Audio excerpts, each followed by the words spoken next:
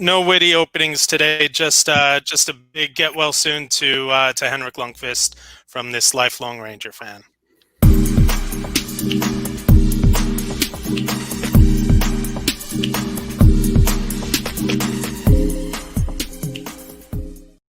All right, welcome into a new episode of the Zero Technique Football Podcast. I'm your co-host, Ryan Stern. Joined with me, as always, Derek Mountain. How's it going today, Derek? Good. Digressing from football, as you just said, but lifelong Flyers fan, as you could imagine, but nothing but respect from the King. I mean, he when I think of the Rangers hockey in my lifetime, it's Longfist. Because I wasn't old enough to see Messier. It's him, it's Brian Leetch, it's guys like that. They're staples, and I always thought it was going to be really weird seeing him in Washington this year. You can just hope that he gets well. That was my first thing. Obviously, the first thing that popped into my head was, so for those of you who don't know, and I know this is a football show, but Henrik Longfist was diagnosed with a heart condition and will not be able to play this year. We don't know what his future is going to be. As we see, he has been getting towards the end of his career. But yeah, I mean, the first thing that popped into my head, obviously, was about his health and his life after hockey. But the second thing was, maybe I don't have to see him in another uniform after all. And while the circumstances are not under the circumstances that I would have wanted me to not see him in another jersey under, it gives me a little bit of relief knowing that there is a chance that Henrik Longfist, the only professional jersey he'll wear, is a Ranger. So, but definitely get well soon to the King. All right, we've got a great show. We've got news. We've got week 14 takeaways. We've got look ahead to week 15 with our picks. So we will open it up with news. And I guess the first thing and a lot of it is popping up today, is what's going on with the Giants. And they had an absolute brutal loss this past weekend to the Cardinals. Daniel Jones was obviously not healthy, and then on top of the hamstring strain that he had going into the game, he's got a sprained ankle. He's now doubtful for this Sunday. Jason Garrett tests positive for COVID. He will not be playing. Freddie Kitchens gets to call the plays against the Cleveland Browns. And now James Bradbury is considered a close contact. And I don't think that there's going to be enough time for him to pass enough tests for him to be considered eligible to play. So the Giants are going to be without their quarterback, the quarterback of the secondary, and their offensive play caller. But now we've got the whole thing with Freddie Kitchens getting to call plays against the Cleveland Browns. And I think if it were a healthy Giants offense, it would be something that would be awfully interesting. But now you've got him calling plays for Colt McCoy, and it's not necessarily the way you want to hop into your first game as a play caller for a new team. Yeah, well, we do get a little McCoy Kitchens revenge game with Cleveland, but yeah, I mean, it's a really tough spot to fill. I mean, I wouldn't worry so much about Kitchens going off the rails. I mean, they put in the game plan on Monday and Tuesday after the week before. They're going over the plays throughout the week that they like during the week. So it's not going to be too radical of a change. But Kitchens last year, he gets a little impatient. Just from the experience with the Browns, it's a lot different now. I think he has a lot less talent to work with in terms of the perimeter. So I do think he has to be a little more patient. He has to call a slower game plan with more running the football, which has been the Giants' identity since they had their winning streak that ended last week. But that's the kind of football team they have to play as, is running the football, controlling the football, clock management, and good defense. But Daniel Jones is clearly hindered by that hamstring, and that's a huge knock to their offense because a lot of his game is create outside the pocket and running on his legs. I mean, he gets 5 or 6 carries on his own, but he extends plays out of the pocket well. He's done a better job taking care of the football. And now he takes a step back with 2 strip sack fumbles. I think he was sacked 5 times before he left the game. Colt McCoy was sacked another time. Reddick had 5 of them, by the way. But record. Yeah, he made some money on Sunday. It's tough to. I mean, hindsight's always 20/20. They're in the middle of a division race, so everyone's going to say, "Oh, they should have played Daniel Jones." Well, they were in a really good spot. They'd won 4 straight, and they seemingly stole a game against Seattle. I mean, I was feeling great about the Giants before last week, so it was a tough game, and I think it's a winnable game. It would be a winnable game if they were full strength, but there's a tough ask to beat Cleveland on Sunday night. Yeah, it would have been a tough ask for them to beat them, even if they were at full strength with the way Cleveland has been playing, coming off a tough loss. But I think it was certainly a game that Baltimore won. It wasn't a game that Cleveland necessarily gave away. A lot of people are going to look at that interception that Baker threw. I'm okay with that interception. That wasn't one of those dumb mistake. Bowser made a great play. I mean, that was a one-handed catch. Like, you take that. It sucks as a Browns fan or whatever, you're watching that game, but really that's just a phenomenal play. And then he came back. They had taken the lead after being down by 2 touchdowns. I think that speaks more to Baker. Yeah, and we've mentioned it how many times, the growth that we've seen from Baker since Odell Beckham has gone down with the injury, where he doesn't feel that necessity to narrow in on one player, play in and play out. And we're seeing them, and they were without Austin Hooper this past weekend, and they were still able to incorporate 2 tight ends into their passing game throughout the whole game with Njoku and Harrison Bryant. I really like Harrison Bryant. I think he has a chance to be a really special player. He reminds me of a guy like Hooper. He's just really solid. He's reliable. He doesn't really do anything wrong. And then, of course, when I talked to him up that one Sunday, he fumbled the ball. But that was in a weather game. I'm not really going to fault him for that. But he doesn't wow you in terms of measurables, but he fell all the way to the 4th round. And you're thinking, man, they got Stefanski. He wants to run a lot of 12 personnel. And I think Njoku's on his way out. Now, he stayed. He had demanded a trade on 2 different occasions, but they have 3 very capable tight ends, and I think Bryant's that guy in a couple years. But they got a great situation going with Stefanski. Yeah, I mean, it's almost it can be. Look at what Indianapolis has been doing, where they've been incorporating the 3 tight ends with Doyle, Mo Alley Cox, and Trey Burton. I think this can be that, but surpass it by a lot, because I think the athletic profile of the 3 guys that they have in store is so much surpasses what they have in Indianapolis. And especially if when you don't have an Odell and you don't have somebody who's going to demand so many targets, it can only help Baker. And that's why we've said it many times on the show. And we've got Cleveland Browns fan Justin Roundup from backsportspage.com saying that he hates it so much that the Giants-Browns game is on prime time on Sunday night. And I know Justin and I were talking about that the other night.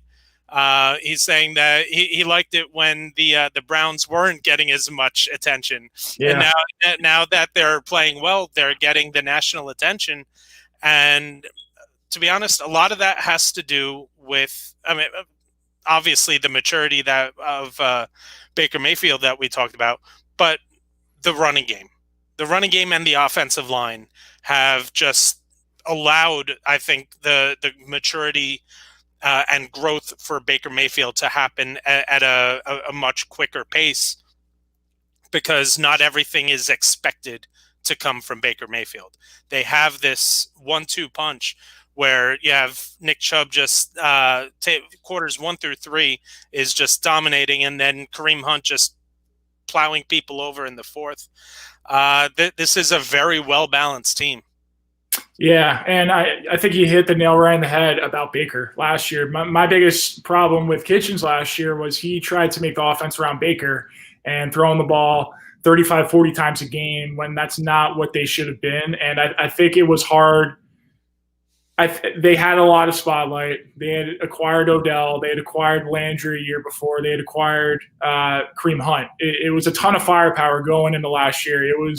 I think it was a little hard for them to cater back and make the offense centered around this run game.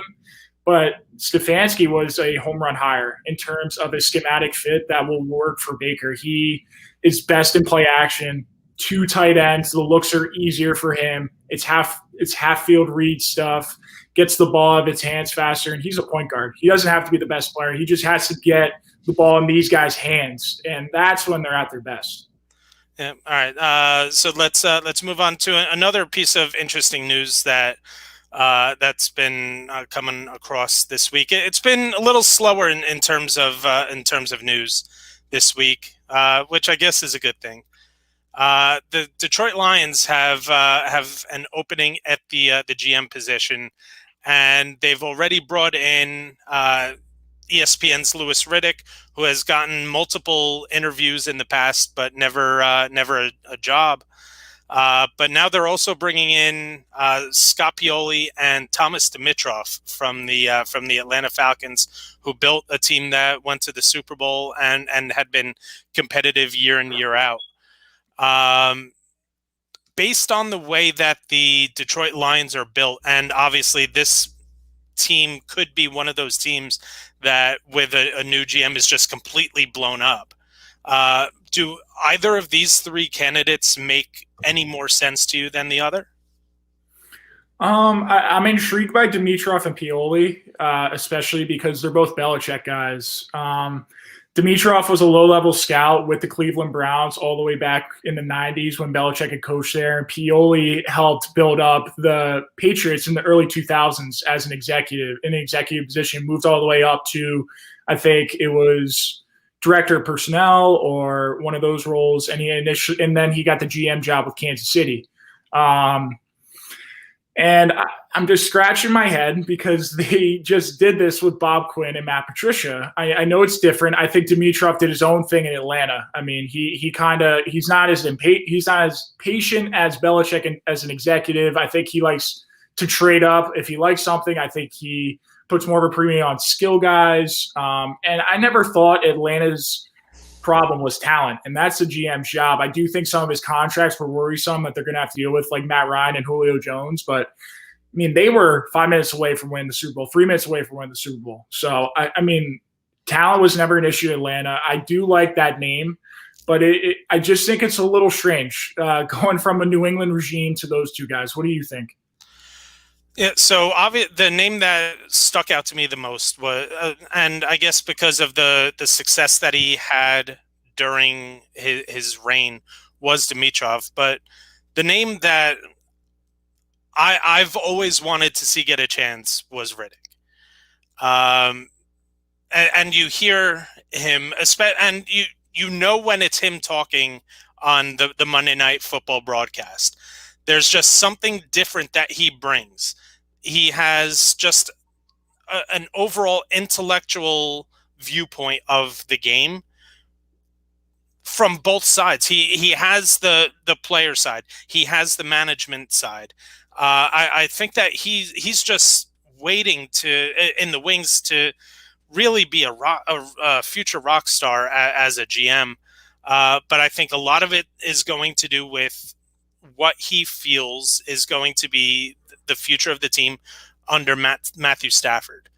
That's going to be really fun to watch. I mean, that's going to be one of the franchise's biggest decisions in 20 years. I mean, that's been their guy. He's their most stable quarterback ever. Oh, you mean it wasn't Dan Orlovsky? No, John Kidna. That's my fault. John Kidna. That play where Orlovsky he's running out of the back of the end zone and still looking to make a play downfield. I mean, sums up the Lions. It sums up where their franchise has been the past that was the epitome of the 0-16 team. Yeah. That and I think it's hilarious because again he now has a job as an analyst, which blows my mind because even when he as a backup, I never considered him to be, oh well, he's one of those guys that you want to have in your locker room because he's got a great brain for the game, and now there are these broadcasts that want to have him on because of his analysis. I mean, he's on ESPN, so I think he's a big name. I could do without. I mean, I think a lot of the stuff he says is just kind of clickbait stuff or kind of. He wants to be Pat McAfee in the worst way.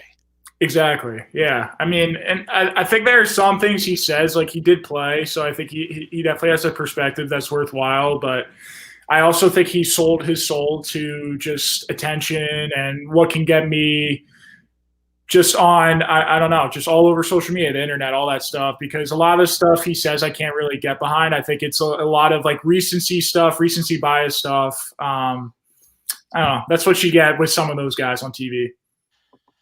Yeah. All right. So let's get into our Week 14 takeaways, and why don't you lead us off?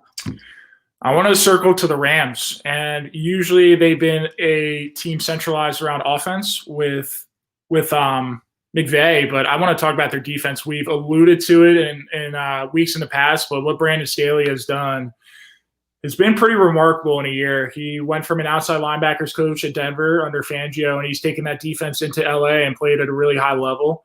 He's got the third lowest scoring defense in all of football. But I think the biggest thing that has set the Rams apart from years past, they're built around two guys, in Jalen Ramsey and Aaron Donald. But the thing that makes them so good this year is they have guys that could complement them. And when they get one-on-one matchups or other teams want to run at them or throw at those guys, they have really good pieces now. A guy that I think of is Michael Brockers, who complements Aaron Donald, or on the edge, Leonard Floyd, or Darius Williams on the outside, who was an undrafted free agent, who was a bubble guy, even making this team. And now he's thriving in that number 2 corner spot, Troy Hill. The names go on, but this is a team. Last year, I'm looking at them, they're going to be strapped for cap between Donald, Goff, Jalen Ramsey, Robert Woods, Cooper Kupp, paying all these guys big-time money. You're thinking they have to fill out the rest of the roster with these low-level guys, low draft picks, undrafted free agents, minimum vet contract guys. It hasn't mattered because the depth on this defense has risen them to the cream of the crop. This is a defense that I would not want to face in January. Yeah, so my first takeaway is also going to be about a defense. And yeah, they played against a team who only had 4 wins going into the season. But the reason they only had 4 wins wasn't because of their offense not putting up points. The Houston Texans had been a pretty prolific offense through, especially over the past couple of weeks, especially since Bill O'Brien had been fired. But the Chicago Bears, and when this defense is healthy and at full strength, which they finally were for the first time in a couple weeks, is one of the ultimate shutdown defenses in the game. And I think a lot of people are still sleeping on them because they still have a record under 500. And if this team sneaks its way into the playoffs, this is going to be a scary team to play against because they do the 2 things that you need to do well in the postseason, and that's run the ball and play defense. David Montgomery has better. He's been one of the most consistent running backs over the last 6 weeks of the season. I know in one of my leagues he single-handedly kept me afloat when I was relying on Ezekiel Elliott and Miles Sanders. Both of them had been underperforming, and I mean Montgomery was just getting so consistent, and now Mitchell Trubisky has started to play pretty well, and he's brought back that rapport with Allen Robinson. Cole Kmet is an emerging star at tight end. He's going to be. I think Cole Kmet has a chance to be in fantasy next year, one of the top 6 drafted tight ends. Again, a lot of that, if Trubisky is there, and that's a big if. We don't know what the quarterback situation for the Chicago Bears is going to be after this game. But the one thing that we do know is that this defense can, when it's healthy, can shut down almost anybody. We saw when they played Green Bay a couple weeks ago. I mean, they were without Akeem Hicks. They were without someone in their secondary. I can't even think. Was it Jalen Johnson? Yes.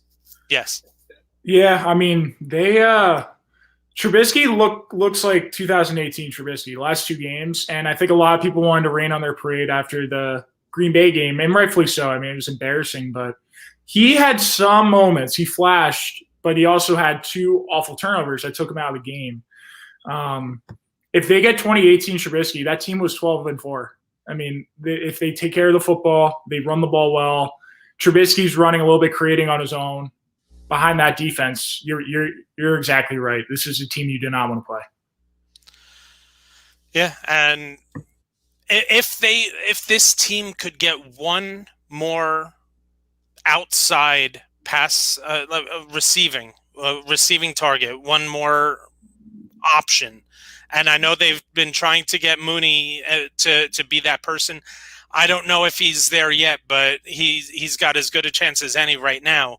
But if they can get one more consistent receiving option, this can be a dangerous team because they can become very well balanced with a really good defense. So they're going to be one of those teams that a lot of the higher seeds in the NFC are not going to want to see get into the playoffs. Absolutely. All right, what's your second takeaway? This is a nice transition from our Matthew Stafford talk, but the Niners. I mean, I think now from last week, it's more evident than ever how badly they need a quarterback. Washington scores 23 points on them without one offensive touchdown. They had a fumble 6 with Chase Young and a pick 6 from Cameron Curl.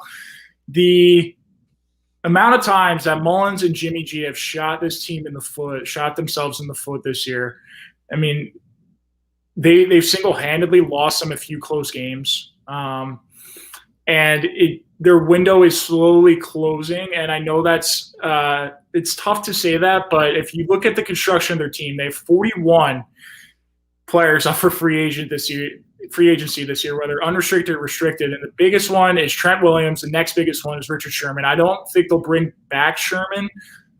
They need to bring back one of him or Verrett. Both of them are up for free agency. But you look at their team, they just paid George Kittle, and they still haven't paid guys like Deebo Samuel, Nick Bosa, and Fred Warner. I think now is the perfect time to get a guy like Matthew Stafford and overpay. We've seen John Lynch and Kyle Shanahan be a little more conservative, put more of an emphasis on the draft, and rightfully so. You look at the team that they've constructed, and I think if you got a guy like Matthew Stafford on this team, they would be my favorite to win that NFC, barring – I mean, the injuries have been crazy on their team this year, but that is the most complete roster in the NFC for my money. They're going to lose Robert Saleh to a head coaching job. I think that hurts them, but they still have a ton of talent. They get Nick Bosa back next year. You put a quarterback with Mostert, Kittle, Deebo, the emergence of Brandon Ayuk. They get an offensive lineman to patch it up. Mike McGlinchey's really struggled with the right tackle spot, but in general, it's a pretty solid offensive line. This could be – I think it's the favorite in the NFC tomorrow if that happens. Whether that happens or not, I don't know. I don't know what price they would pay, but to me, I would pay a first-round pick. I would absolutely pay a first-round pick for Matthew Stafford if I was the Niners. And right now, I think they're the 12th pick. I would still do it even though he's 32. All right, so let's say so they're sitting at, what, 5-8 right now? Yeah, so this year's done. I mean, right. they'll be top – They'll be top 12 Fry. If they well, right now, if the season ended today, they'd be at number 12. So if they lose their final 2 games, it can only go better. They'll be top 10. Yeah. They'll be top 10. There's 4 quarterbacks that are most likely going to go in the top 10. are you trading the chance, and you're going to be outside of the That's the problem. I think the Lawrence and Fields, but do you trade the potential of a Trey Lance or Zach Wilson for a Matthew Stafford? Because that number say they're at 9 or 8. That's a steep price. It is. I think that's a good point, but like I look at a guy like Lance who has all the traits that you would want, but he started 1 year at North Dakota State. He played 1 game this year. I think there are big flaws that you have to work through, but the upside is obviously there, and it will help him be a top 10 pick. But that's not where the Niners are right now. I don't think they want to sit and wait. You could create a competition between a guy like him and Mullins. I think they cut Jimmy G next year. His dead cap hit is $1.5 million, and they could save up to $25 million with all those guys they have to sign. I just think it makes sense that they cut him. But are you willing to wait for Trey Lance? I think Zach Wilson's a little more ready, but again, is he ready to take them to the next step? I don't know. That's why I think you overpay for a guy like Stafford, or you look around the league and find other guys. But I do think it's enticing to have a rookie contract for 5 years because they have to pay these big-time guys in the next 3 or 4 years. Yeah, when that's the problem when you have a roster loaded with stud players on their rookie contracts, so you eventually have to pay them sooner or later. Rams. Right, exactly. All right, my final takeaway for the Week 14 is going to be about the Raiders. And again, like last week, we saw that the Jets had fired Greg Williams sort of as a scapegoat. We've seen the Raiders really take a step back over the past couple weeks. Their win is against the Jets. And their defense... It shouldn't have happened. Right. Their win is against the Jets. That shouldn't have happened had it not been for said Greg Williams. They go out and they fire their defensive coordinator, Paul Guenther, after their loss to Indianapolis, where they allow 44 points. I know there was a pick six in there, but still, you're allowing a Phillip Rivers-led team to put up over 30 points, and only punt once. I mean, it was just every play worked. Yeah, every play worked for the Indianapolis Colts against the Raiders defense. And I mean, I'm better off.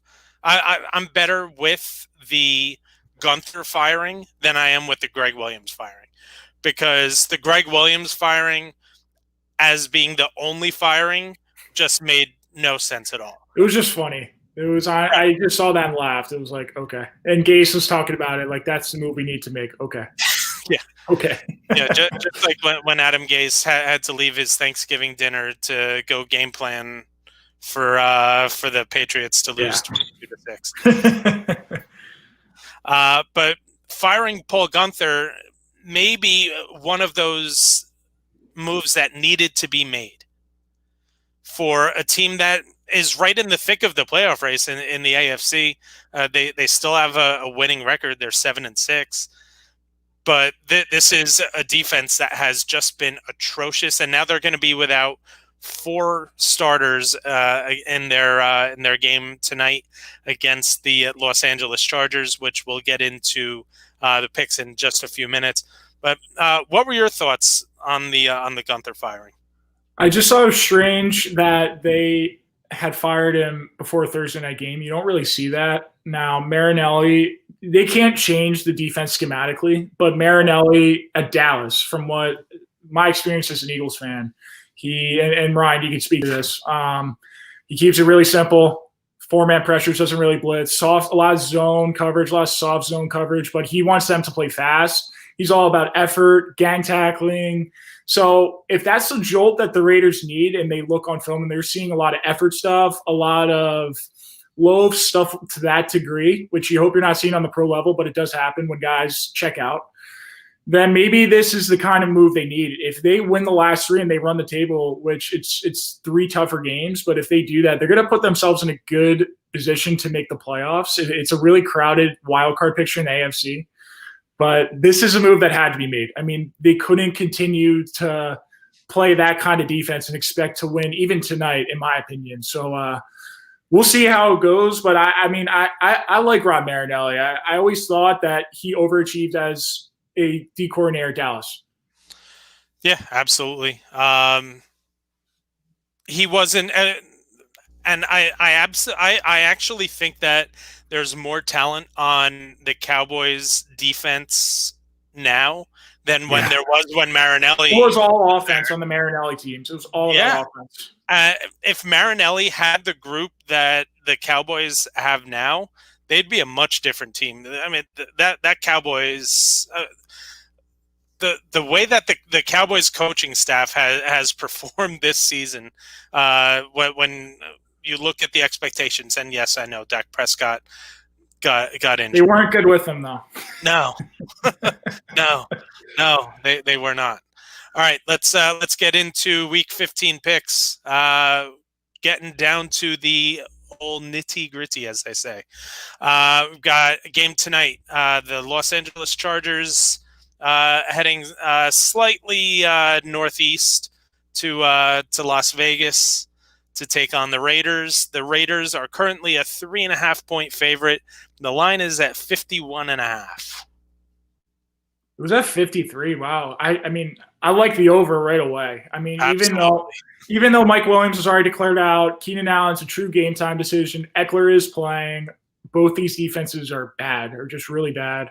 They both want to go fast. They both are 2 offenses that have gained a lot of yards. They're both top 10 in yardage.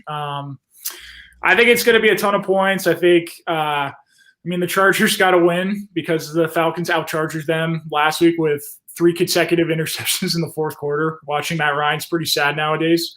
I think Eckler's going to be a huge problem for that Raiders defense, but it's not like they're a downhill run first team, which I think the Raiders have struggled with. They're not very stout front at all. Their linebackers are just not very physical in the run game, but I think expect a lot of work for Eckler in the pass game. And I don't think it's really been an issue, the Raiders on offense, but they haven't been able to punch in a lot of touchdowns. They've struggled in the red zone. I think going against the Chargers is going to just help that. They have to play with a sense of urgency. They have to win. So I'm going to do the Ryan special. I'm going to take the Raiders to win, Chargers to cover the 3.5. I'm going to take the Chargers to win outright. Yeah, I was close. Yeah, I was there. I think the Keenan Allen thing. Yeah, if Keenan Allen is out, I reserve every right to change my bet. But I actually think he will play. So I'm going to go with the Chargers. Justin Herbert is just going to I think even without Keenan Allen, there's just nobody on this Raiders defense that is going to be able to stop him.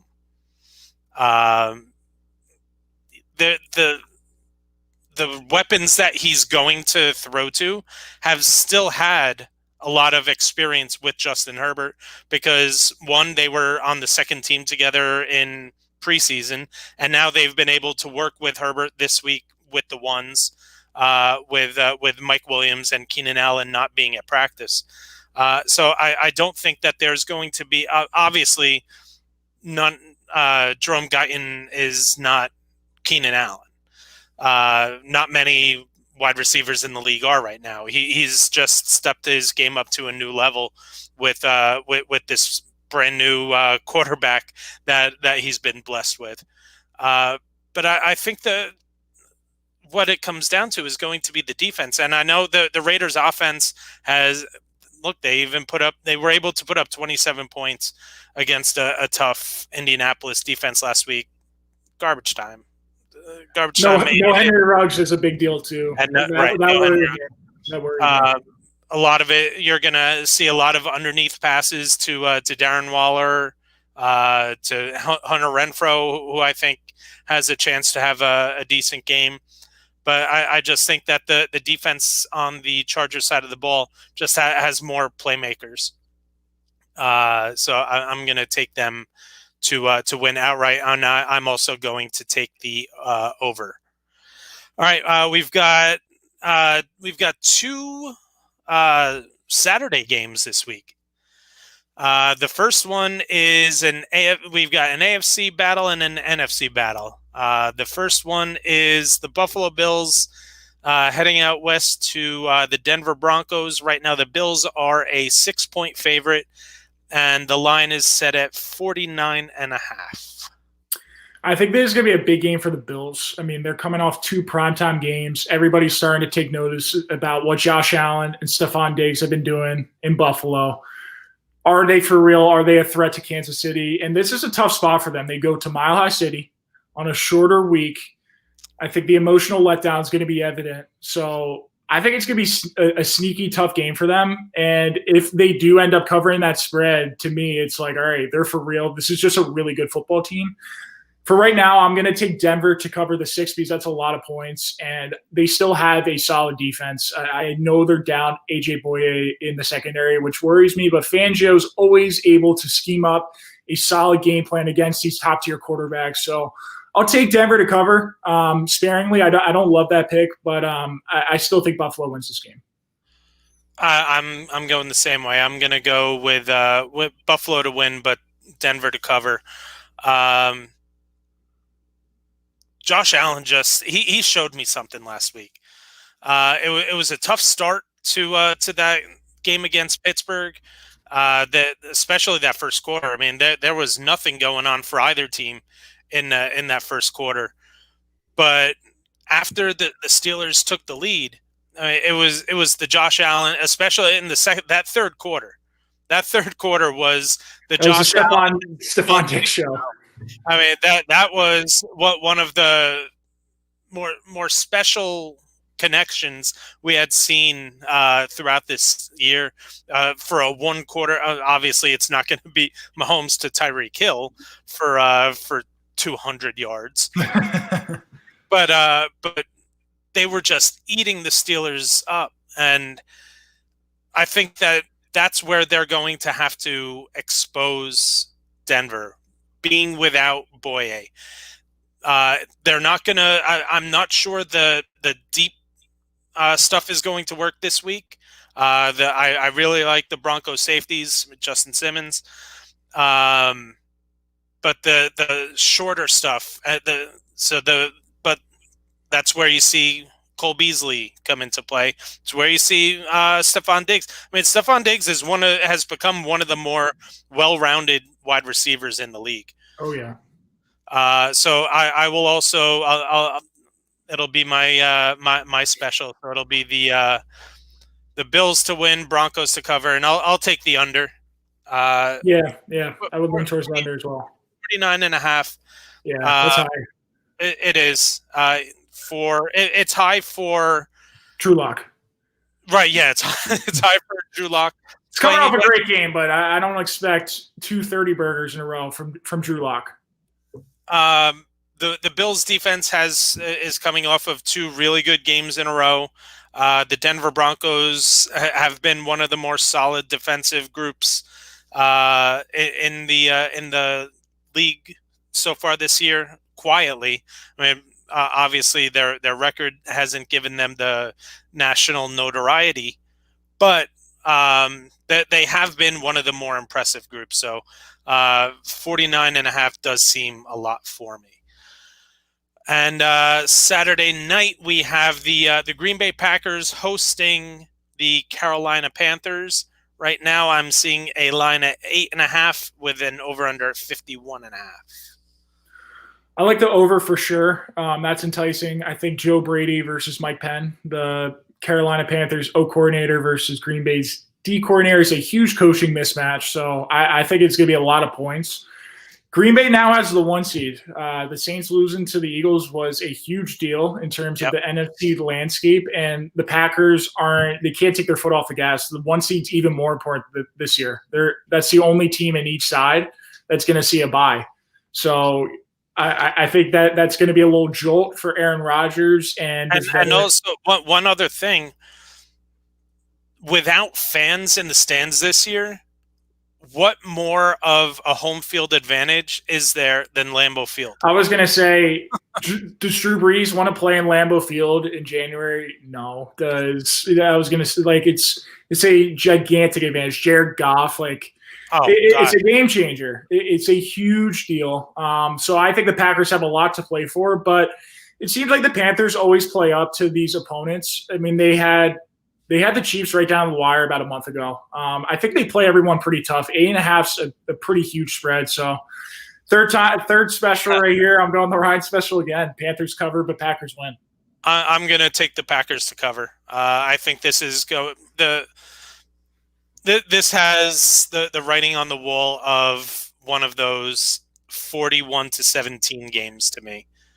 I think the Packers know that they have the number one seed. They're going to want to stomp on the throats to make sure that they hold on to that thing. And Rodgers, I think, knows that he's got a real shot at the MVP now. And I think that would be sort of an FU to the media who has been down on him for the past couple of years now. And for him to come out, he leads the league in touchdowns. But in typical Rodgers fashion, I think he's like barely in the top 10 in yards. That's just not what he does. Yards is not Aaron Rodgers' specialty, but the touchdowns and the connection that he has with Devontae Adams is just unreal. It's unstoppable. And now we've seen Robert Tanyan become one of the better red zone targets amongst tight ends in the entire league. And I'm still confused with how they handle their running back situation. I mean, Yeah. Aaron. I think it's a effort to conserve Jones's legs. Yeah. He's in a contract year. I don't want to get too kind of hypothetical into the conspiracy that they're holding back Jones's numbers for maybe giving him a lower contract number. I find that hard to believe, but the drop off there's definitely a drop off between him and Williams. But we've talked about Jamal Williams. He's pretty good. He's a solid backup. I think Aaron Jones does a lot more, but they're winning by a possession or two in most games by the second half. So maybe they just don't feel the need. And Jamal Williams is Wayne Gallman that gets more opportunities when the starter is healthy. Yeah, I think you could see very similar numbers to what Gallman has been putting up if Aaron Jones went down and Jamal Williams were given the opportunity. But some and I don't know, maybe that theory has some weight to it. That I don't know. The weirdest one's AJ Dillon to me. They used a second rounder on him, and he hasn't touched the field. He has like 10 carries on the year. And I think it's second round. Everyone knew second round was second round special teamer. I was gonna say a second round pick. Everyone knew was definitely an overpay for a guy like AJ Dillon, but he also. You're looking at it, all right, maybe LaFleur's trying to recreate a Derrick Henry situation in Green Bay because he had his experience in Tennessee. But that just hasn't been the case. Maybe that'll be next year when Aaron Jones is gone. I have no idea, but I always thought that was just weird. Yeah. But, yeah, I think this is going to be one of those Rodgers, I'm going to throw the ball all over you type of games. So, yeah, I'm going to take the Packers to cover the 8.5, and I'll take the over as well. All right, then we head to Sunday, and we've got your Eagles heading out west to the Cardinals, who just put a smackdown on my Giants. Hassan Reddick, my goodness, 5 sacks. Yeah. All the momentum that the Giants' offensive line had built over the past couple of weeks just got the balloon just got a pin to it, and Andrew Thomas just looked way over his head. He was a turnstile. But the Eagles are 6-point underdogs to the Cardinals, and it is a 49.5 point line. I'll take the under in that one. Yep. I didn't walk away very impressed with the Cardinals offense. I thought the Giants held up really well, as they have all year on defense. They just ran out of gas, but in the red zone, they kept them in the game much longer than it should have been. It was just evident with Daniel Jones not being able to use his legs. I think the Cardinals could really take advantage of that. They had implemented a 4-4 against the Giants. They put 7-8 guys in the box every snap. They said, come and beat us through the air. We know you're not going to be able to run. He was holding the ball a lot. I like the Eagles to cover again. I'll take the Cardinals, but what Jalen Hurts did was impressive, but I can't believe the Saints let him run for 106 yards. They just let him run around. He converted a handful of third downs in huge spots. And, I mean, I'm walking in this game, I'm thinking that's how we have to stay in this game. Jalen Hurts has to create plays on his legs, avoid sacks. He wasn't sacked. He was only hit on the touchdown to Alshon Jeffrey in that 4th and 2 in the first half. That was a huge play. So he did a great job avoiding hits. He did a great job creating plays on his legs. But if you're the Cardinals, I'm looking at Isaiah Simmons. I'm thinking of implementing a spy on him, or at least buzzing guys in the flat, minimize his running efforts, which just killed the Saints. I think that's the only way we could beat the Cardinals. Kyler Murray doesn't scare me that much, but you're down Darius Slay, Avonte Maddox. I think this is just a game where DeAndre Hopkins goes off for 150 yards. I mean, in big spots, the Eagles have struggled against Metcalf, Devontae Adams. Even Michael Thomas was pretty good last week with Taysom Hill. So, I mean, I don't see us having any answer for DeAndre Hopkins. I think it's going to be a 24-20 kind of game. I think the Eagles cover. 6 points sounds like a lot, but I think the Cardinals win. Boy, from your lips to my fantasy team's ears, I've got a real close one that this weekend against one of my closest friends in the semifinals. And this is a team that should have gone undefeated. Should have just gone. I should have just wiped the floor with everyone.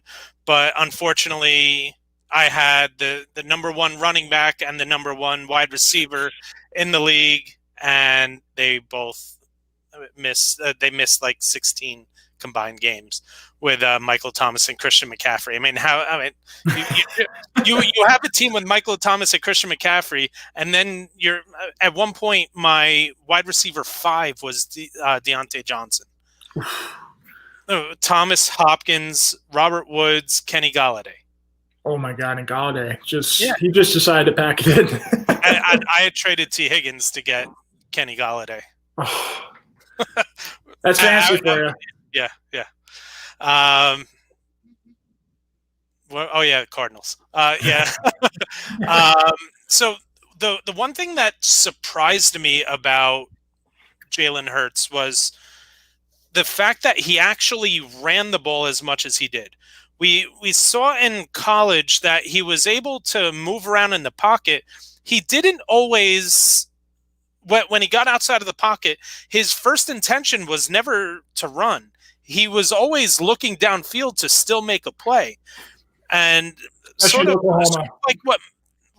like how Patrick Mahomes does. Mm-hmm. Mahomes is Russell Wilson. Exactly. Russell Wilson still runs a lot more than a Patrick Mahomes, but they like to, when they get outside the pocket, their first intention isn't always to run. And that's what I saw from Jalen Hurts in college. That's not what we saw this past week. And I don't know if it was just something that he saw in the defense, that there was just so much space and there was no spy. I didn't get to watch enough. The Saints played a lot of man coverage, and our receivers have struggled with separating. Fulgham's gone down to 10 snaps a game last week. For whatever reason, he's in the doghouse. It's a lot of Alshon Jeffrey, who is he might as well be running with a cane out there. Rager is not the most diverse receiver in terms of a route tree. It's a lot of manufactured touches. So the Eagles right now, the only guys that really create separation consistently, it's not like they're big-time guys, it's Greg Ward and Dallas Goedert. Other than that, their skill players have really struggled. But when you play man, that you're susceptible to these huge running lanes. So we'll see what the Cards do. So I think there's a lot there now that there's actual full game video on what Jalen Hurts can do, and the fact that it's the Cardinals. They get to go up against Kyler Murray, and their defense gets to see Kyler Murray every day in practice. This isn't going to be something new for them. Patrick Peterson is still an elite cornerback in this league. I'm going to take the Cardinals, and I'm going to take them to cover as well. So then we will move to, unfortunately, Sunday Night Football. The Browns come into New York and are 6-point favorites. The line is set at 44 because Colt McCoy. Yeah, I'll still go the under. I think the Giants are really going to struggle to score. It could very well be 27-6. Yeah, I mean, I don't think it'll be that drastic. I still think they put up 10-13 maybe. It was just Lamar Jackson on Monday night against Cleveland. I'm not even going to hold it as an indictment to Cleveland's defense. Lamar was just special on the ground. He had 124 rushing yards on 9 carries. I mean, his efficiency was ridiculous. His ability to create outside the pocket is ridiculous. That's not going to happen on Sunday night with Daniel Jones. It was going to be a great game until I saw what Daniel Jones was last week, and then he gets another leg injury in practice this week. It's looking like he's not even going to play. You have Freddie Kitchens. I don't know if that element matters as much as everyone's going to play it up to be, but yeah, I'm taking the Browns to cover here. Sorry, Ryan. I am too. From everything that we're reading here, sounds like to not expect Daniel Jones to play this week.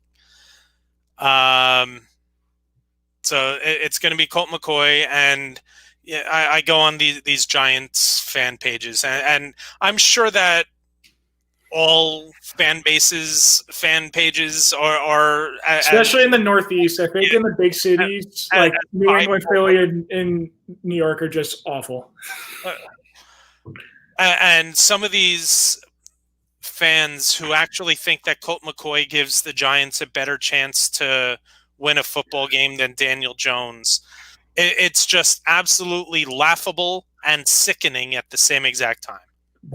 Turn on the Bengals tape. I mean, that fourth quarter, it's night and day. And I think Seattle, Wayne Gallman had 140 yards on the ground. Yeah. The defense was ridiculous. Wayne Gallman had more yards than Colt McCoy. Yeah, I mean, he did what he had to do. He didn't have a turnover that game, if I remember right. He did. It was a pass that did go off of Evan Ingram's hands, but the defender got to Ingram just as the ball was getting to him, and Quandre Diggs had picked it off and returned it to midfield. But that drive had been the best that McCoy had looked, and then that interception had happened. That's what they're going to ask him to do. Just don't make a mistake and hand the ball off to Wayne Gallman, and let's hope our defense pitches a really good game. Yeah, and I mean, Myles Garrett against the offensive line, and especially if he's lined up over Andrew Thomas this week. This was something that I meant to say on our Sunday fantasy show. Pick up the Cleveland Browns defense.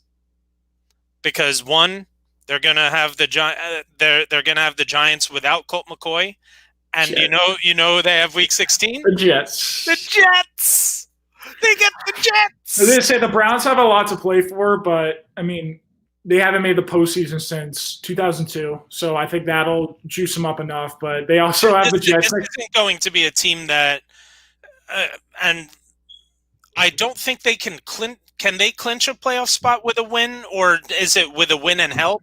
They need help because Baltimore holds the tiebreaker over them. They have the tiebreaker over the Colts. I think they have to play out Miami and Vegas over the next week, see what happens to them. They need help this week. But, yeah, they win this week and they beat the Jets. They're going to have 11 wins. They'll be in. They're pretty much into me right now, I think. Yeah, so what I'm saying is if they don't clinch this weekend, that means they're going to be everybody next week against the Giants. And yeah, just full stream ahead. So, in fact, I actually have one league that I have the Colts defense, and one league I have the Bears defense. And I picked up the Browns in both of those leagues, and I think I may play the Browns over both of them, because the Colts have the Texans. Yeah.